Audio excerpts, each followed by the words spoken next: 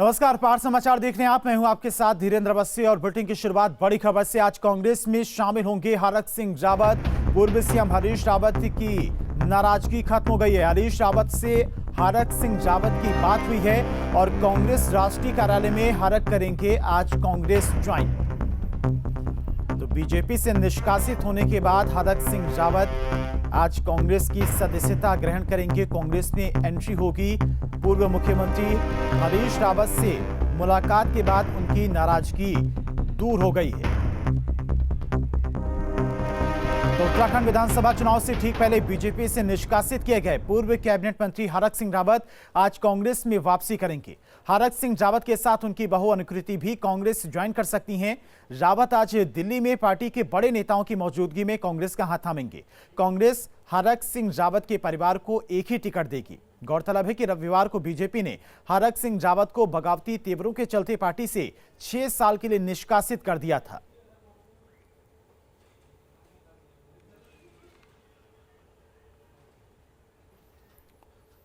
और बीजेपी से निकाले जाने के बाद हरक सिंह रावत हर हालात में कांग्रेस में एंट्री चाह रहे थे। लिहाजा हरक अपनी हर गलती भी मानने को तैयार हैं। मगर सवाल ये कि क्या हरक की आसानी से कांग्रेस में एंट्री हो पाएगी?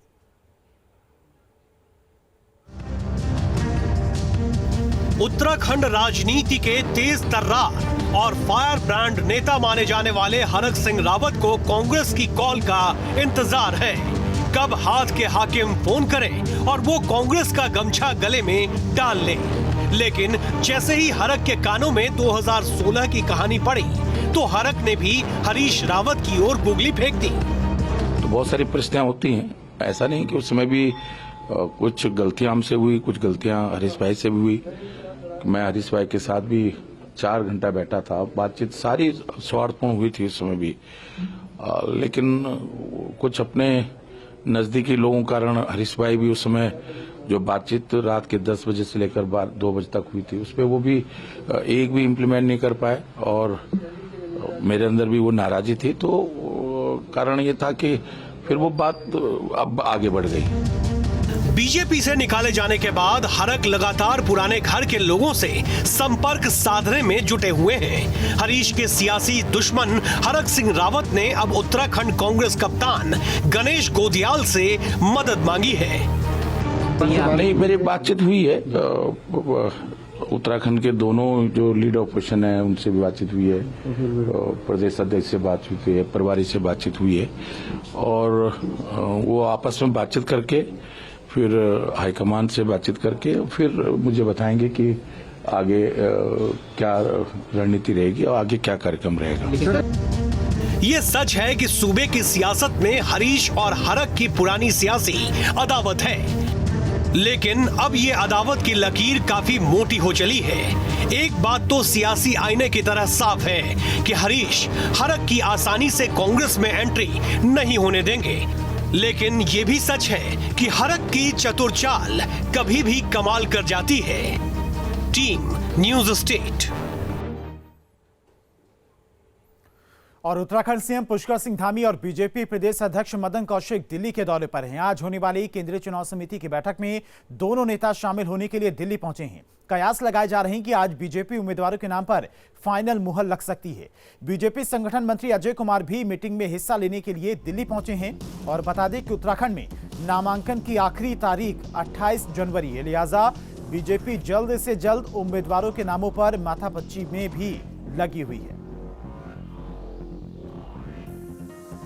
तो उत्तराखंड बीजेपी आज अपने उम्मीदवारों का ऐलान कर सकती है। मुख्यमंत्री पुष्कर सिंह धामी और प्रदेश अध्यक्ष मदन कौशिक दिल्ली के दौरे पर है। लगातार मंथन किया जा रहा था और माना जा रहा है कि आज उम्मीदवारों के नामों का ऐलान हो सकता है।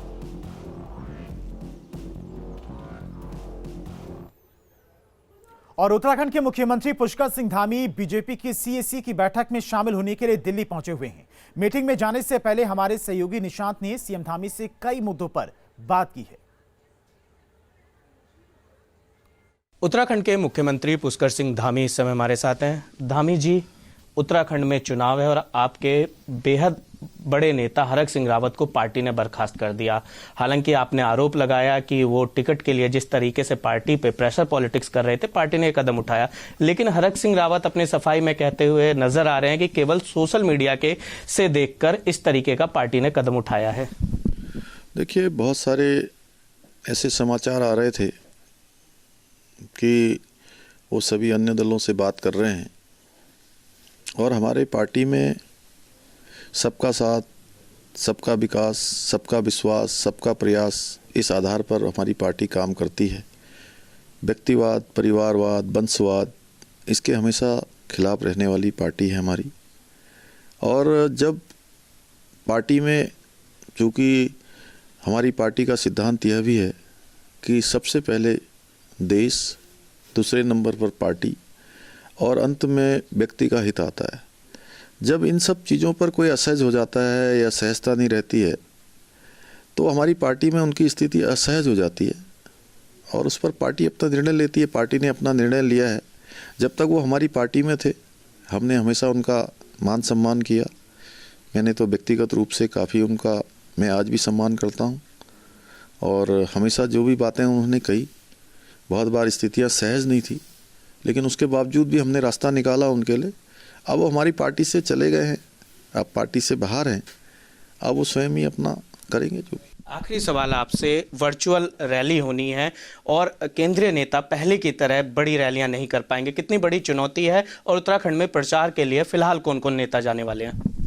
नहीं, अभी तो चूँकि जो चुनाव आयोग के निर्देश हैं उनके अनुरूप हम काम कर रहे हैं। हमने वर्चुअल रैलियां अपनी प्रारंभ कर दी हैं, ई जनसभाएं हमने शुरू कर दी हैं। ई जनसभा के माध्यम से हम अपना निवेदन आम जनता से कर रहे हैं, देवतुल्य जनता से कर रहे हैं और आने वाले समय में जैसी व्यवस्था बनेगी, हमारे देश के प्रधानमंत्री जी की, हमारे देश के सभी बड़े नेताओं के, राष्ट्रीय अध्यक्ष जी के, सभी की जनसभाएं लगेंगी और सभी, चूँकि माननीय प्रधानमंत्री जी का तो विशेष रूप से उत्तराखंड की जनता उनको चाहती है, उन पर भरोसा करती है, उनको सुनना चाहती है।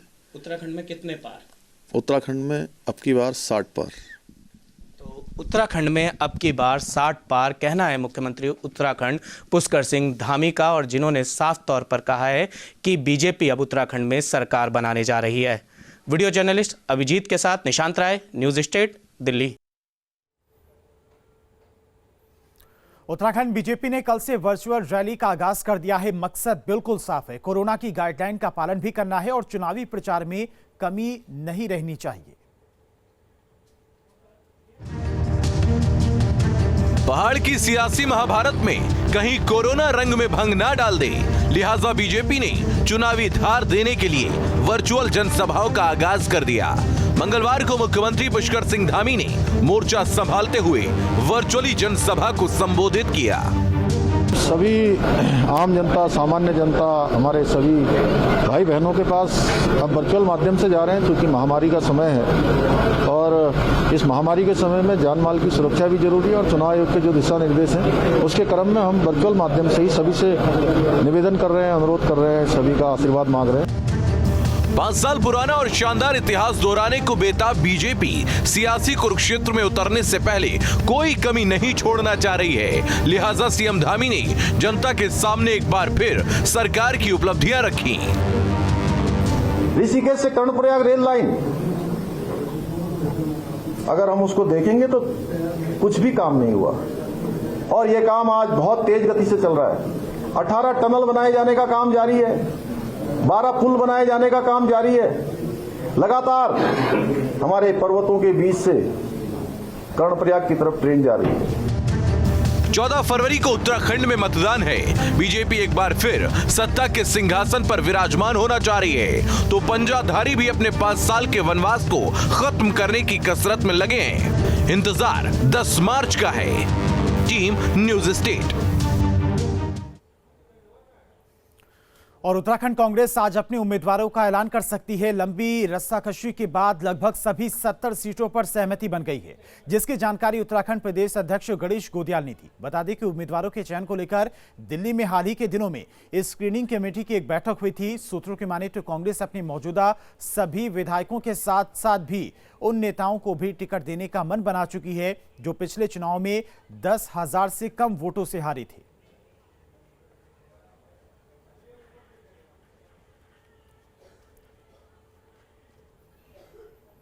और उत्तराखंड आम आदमी पार्टी के सीएम उम्मीदवार और गंगोत्री विधानसभा उम्मीदवार कर्नल अजय कोठियाल 7 दिन से गंगोत्री में जनसंपर्क और डोर टू डोर कैंपेन में लगे हैं। इस दौरान कोठियाल शिक्षा, पलायन और रोजगार के मुद्दों पर जनता से बात करते नजर आए। कर्नल कोठियाल आज सेकू, नेताल, जग्याल और कली गांव पहुंचे, जहां पर कर्नल का लोगों ने स्वागत किया और अपने अभियान में कर्नल ने आम आदमी पार्टी की नीतियों के बारे में जनता को बताया।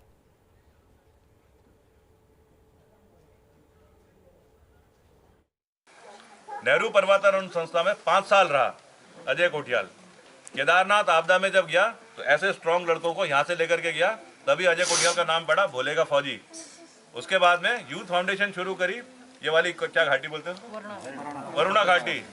कंवा गांव वाले 70 नाली जमीन अजय कोठियाल को फ्री में देते हैं कि आप हमारे यहाँ पे युवाओं के लिए ट्रेनिंग कैंप चलाओ।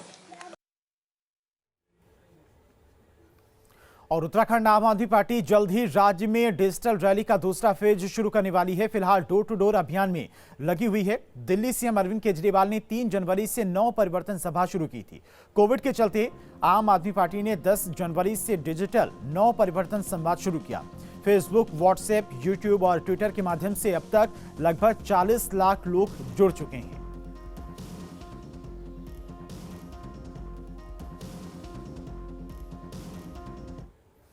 और हरिद्वार में आचार संहिता की धज्जियां उड़ती हुई दिखाई दे रही हैं। कैबिनेट मंत्री यतीश्वरानंद ने जुलूस का वीडियो वायरल हुआ है, जिसमें काफी भीड़ दिखाई दे रही है। हरिद्वार ग्रामीण के आरओ पूरन सिंह राणा ने फिलहाल उत्तराखंड के कैबिनेट मंत्री और बीजेपी नेता स्वामी यतीश्वरानंद को नोटिस भेज दिया है। बता दें कि हरिद्वार में धारा 144 लागू है।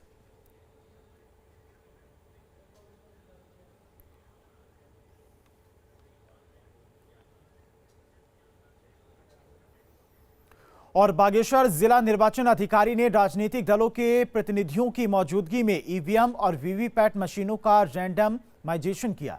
प्रतिनिधियों की मौजूदगी में ईवीएम वेयर हाउस खोला गया और इसके बाद दोनों विधानसभाओं को आवंटित ईवीएम और वीवीपैट अलग अलग करके रिटर्निंग ऑफिसर को विधानसभागार में आवंटित किए गए। और बता दें कि ये कपकोट और बागेश्वर विधानसभा में 188 मतदान स्थल हैं।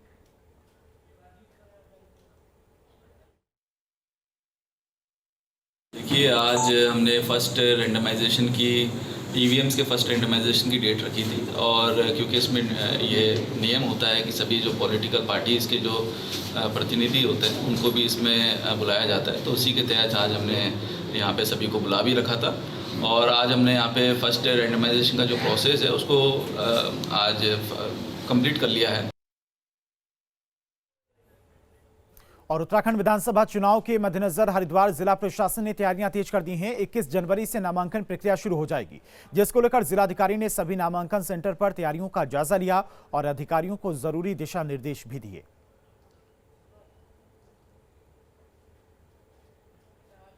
निर्वाचन की प्रक्रिया आप सभी को पता है कि यहाँ 21 तारीख से नॉमिनेशंस प्रारंभ होंगे और 14 फरवरी को मतदान की तिथि है। उसी के क्रम में हम लोगों की तैयारियां चल रही हैं। अभी तो नॉमिनेशंस कहाँ जहाँ होने हैं उन स्थानों को क्या क्या व्यवस्थाएं होनी हैं वो देखी जा रही हैं। इसके अलावा सबसे ज़्यादा जोर इस समय आदर्श आचार संहिता के अनुपालन को लेकर हम लोगों का है। सभी पॉलिटिकल पार्टीज़ की मीटिंग करके जो माननीय निर्वाचन आयोग के निर्देश आए हैं उन्हें भली भांति अवगत करा दिया गया है। और विधानसभा चुनाव के मद्देनजर निर्वाचन विभाग और प्रशासनिक आपराधिक मामलों पर नजर रखे हुए हैं। पौड़ी में पिछले चुनाव के दौरान 10 आपराधिक केस दर्ज हुए थे, जिसमें से 3 अब भी विचाराधीन हैं। वहीं इस साल के लिए भी विजिल ऐप पर शिकायतें दर्ज होने लगी हैं। ऐप पर आचार संहिता उल्लंघन समेत 1300 से ज्यादा शिकायतें अब तक दर्ज की जा चुकी हैं। निर्वाचन में कोई गलती जब करता है कोई प्रत्याशी, कोई पॉलिटिकल पार्टी, तो उसके संबंध में उस पर कार्रवाई समय से की जाती है। उसमें उसके उपरांत चार्जशीट दाखिल करना और चार्जशीट के उपरांत जो है उसमें सजा होना और या फिर उसमें दोष मुक्ति होना, वो सभी कार्रवाइयाँ नियमानुसार हम संपादित करते हैं। कोई भी प्रकरण ऐसा हमारे डिस्ट्रिक्ट में भी नहीं है जो जिसमें हमने कार्रवाई जाँच में लंबित हो या जिसमें चार्जशीट दाखिल न किया गया हो, ऐसा कोई मामला मेरे संज्ञान में नहीं है। और देहरादून में उत्तराखंड डीजीपी की अगुवाई में आज अहम बैठक हुई। इस दौरान आगामी चुनाव के मद्देनजर पुलिस प्रशासन ने कई बड़े फैसले लिए। चुनाव आयोग के निर्देशों के क्रम में आज हमने आगामी विधानसभा चुनाव को देखते हुए उत्तर प्रदेश और हिमाचल और उत्तराखंड के बॉर्डर के समस्त अधिकारियों के साथ बैठक की है, जिससे कि बॉर्डर्स का अपराधी लोग फायदा न उठा पाएं और अवैध शराब, अवैध ड्रग्स, अवैध वेपन्स, कैश की जो है तस्करी न होने पाए बॉर्डर के माध्यम से। हमारे तीनों स्टेट में मिलाकर के 85 इंटरस्टेट बैरियर्स हैं, उन सब पे कैसे बल तैनात होगा, कैसे हम इन तस्करी को रोकेंगे, उस सब के बारे में एक संयुक्त रणनीति बनाई गई है और मुझे उम्मीद है कि इसके बहुत ही सकारात्मक परिणाम आएंगे। और उत्तराखंड में कोरोना के 4,482 नए मामले सामने आए हैं। बीते 24 घंटे में 6 कोरोना मरीजों की मौत हुई है और राज्य में कोरोना के कुल एक्टिव केस 20,620 हो गए हैं। अल्मोड़ा में 207 मामले सामने आए हैं, वहीं चमोली में 202 नए मामले कोरोना के सामने आए हैं। चंपावत की बात की जाए तो चंपावत में 104 नए मामले और देहरादून में 1687 नए मामले सामने आए हैं। सबसे ज्यादा मामले देहरादून में देखने को मिले हैं और इसके बाद नैनीताल में 644, हरिद्वार में 582 नए केस आए हैं। पौड़ी गढ़वाल में 270 और टिहरी गढ़वाल में 157 नए केस सामने आए हैं। वहीं उधम सिंह नगर में 398 नए मामले सामने आए हैं। चलो एक और बड़ी खबर आपको बता दें, हरिद्वार से बड़ी खबर है। 33 नगर निगम कर्मी कोरोना पॉजिटिव हो गए हैं। आज बंद रहेगा नगर निगम कार्यालय, नगर निगम परिसर को सैनिटाइज किया जाएगा और हरिद्वार में कोरोना के 582 नए केस पिछले 24 घंटे में सामने आए हैं, जिसमें 33 नगर निगम के कर्मचारी भी संक्रमित हुए हैं। फिलहाल नगर निगम परिसर को बंद कर दिया गया है, परिसर का सैनिटाइजेशन किया जाएगा और उसके बाद परिसर को खोला जाएगा। पिछले 24 घंटे में हरिद्वार में 582 मामले सामने आए हैं।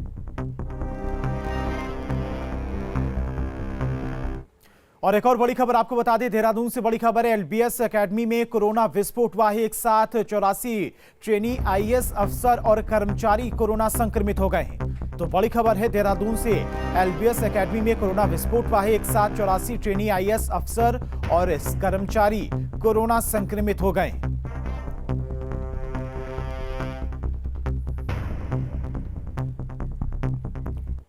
चलिए बढ़ते आगे। गढ़वाल विश्वविद्यालय ने अपनी आगामी परीक्षाओं को कोरोना संक्रमण के चलते स्थगित कर दिया है। छात्रों के बढ़ते आक्रोश और लगातार विश्वविद्यालय में छात्रावासों में कोविड संक्रमित छात्रों के मिलने के बाद विश्वविद्यालय ने यह फैसला किया है। दरअसल आज गढ़वाल विश्वविद्यालय में परीक्षाएं होनी थी, लेकिन छात्रों के प्रदर्शन करने से विश्वविद्यालय प्रशासन बैकफुट पर आया है और अग्रिम आदेशों तक सभी परीक्षाओं को स्थगित कर दिया है।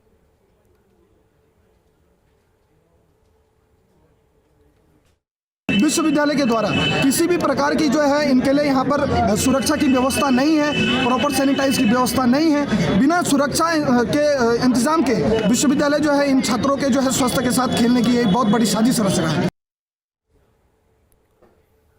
और हल्द्वानी की आरटीओ रोड क्षेत्र में कल हुई फायरिंग की घटना का पुलिस ने खुलासा कर दिया। एसएसपी ने बताया कि जमीनी विवाद में फायरिंग की घटना को अंजाम दिया गया था। दोनों पक्षों में जमीन को लेकर लंबे समय से विवाद चला था और पुलिस ने फायरिंग करने वाले 3 आरोपियों को गिरफ्तार किया, जिनके कब्जे से 3 अवैध असलहे बरामद हुए और पुलिसकर्मियों की लापरवाही का मामला सामने आने पर एसपी सिटी को मामले की जांच सौंप दी गई है।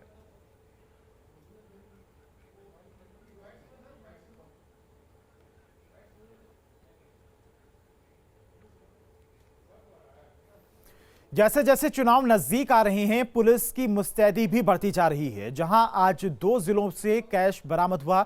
2 तस्वीर आपको दिखा रहे हैं। पहले तस्वीर जालौन की है और दूसरी बुलंदशहर की। जालौन में रैंडम चेकिंग के दौरान पुलिस को एक स्विफ्ट गाड़ी से 50 लाख रुपए कैश बरामद हुए।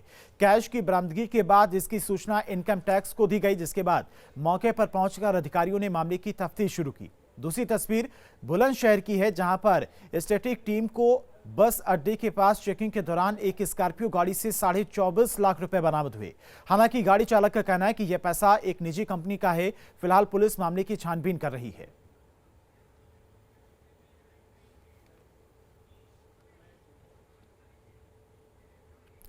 और फिलहाल यहां पर रुकते हैं एक छोटे से ब्रेक के लिए। पहाड़ समाचार में खबरें लगातार जारी हैं।